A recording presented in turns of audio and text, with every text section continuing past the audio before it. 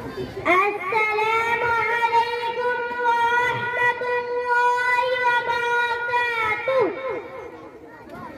الحمد لله رب العالمين والعاقبة للمتقين والصلاة والسلام على سيد الأنبياء والمرسلين وعلى آله وصحبه أجمعين. أما بعد، فأعوذ بالله من الشيطان الرجيم.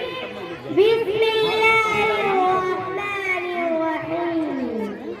وآت ذا القربى حقه والمسكين وابن السبيل. معزز سامعین و سامعات، ابھی آپ کے سامنے جو آیت کریمہ پڑھی گئی ہے، اس کا سیدھا سادہ ترجمہ یہ ہے کہ اپنے رشتہ داروں کا حق ادا کیجیے اور مسکین اور مسافروں کا.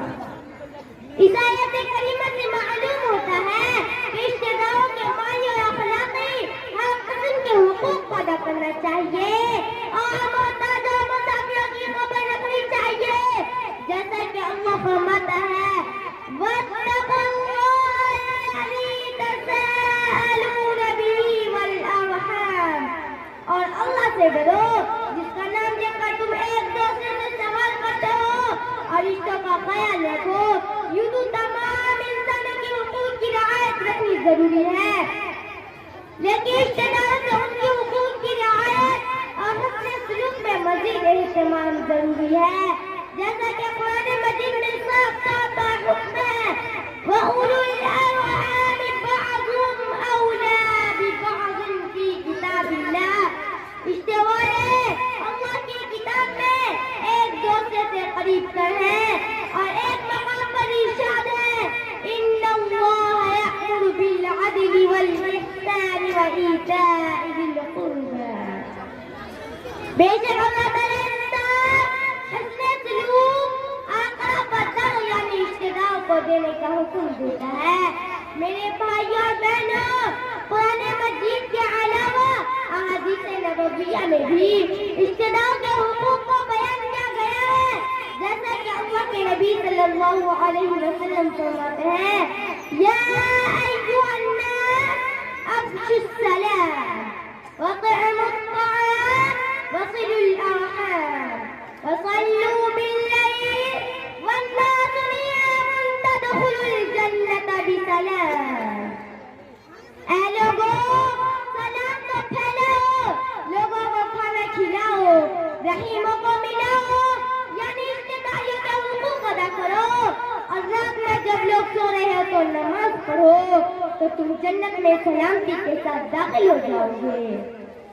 اس حدیث کے اندر رشتہ داروں کے حقوق ادا کرنے اور ان سے تعلقات قائم کرنے پر جنت کی خوشخبری سنائی گئی ہے، اور ایسا نہ کرنے پر دوسری حدیث میں جہنم کا ٹھکانہ بتایا گیا ہے لا يدخل الجنة قاطع رحم، کہ رشتہ توڑنے والا جنت میں نہیں جائے گا.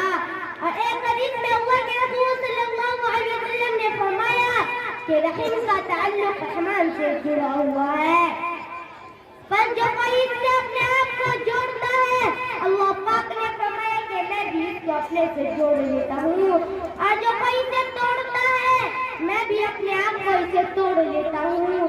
اسی طرح ایک حدیث میں آتا ہے کہ ایک صحابی نے عرض کیا اے اللہ کے رسول صلی اللہ علیہ وسلم، میں کس کے ساتھ حسن و سلوک کروں؟ آپ صلی اللہ علیہ وسلم نے 3 بار فرمایا ماں کے ساتھ، پھر باپ کے ساتھ، پھر قریب رشتہ داروں کے ساتھ اچھا سلوک کرنے کا حکم دیا.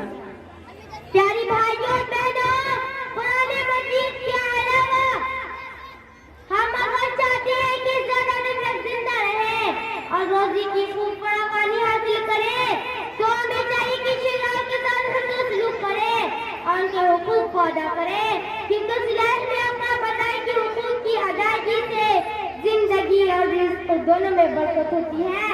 آخر میں اللہ رب العالمین سے دعا ہے کہ ہمیں رشتہ داروں کے حقوق ادا کرنے کی توفیق دے. آمین. وآخر دعوانا رب العالمين والسلام عليكم. ماشاءاللہ بہت خوب. صالحہ ناز بنت محمد مجاہد الاسلام کو کسی صاحب خیر کی طرف سے ان کو انعام دیا گیا ہے اور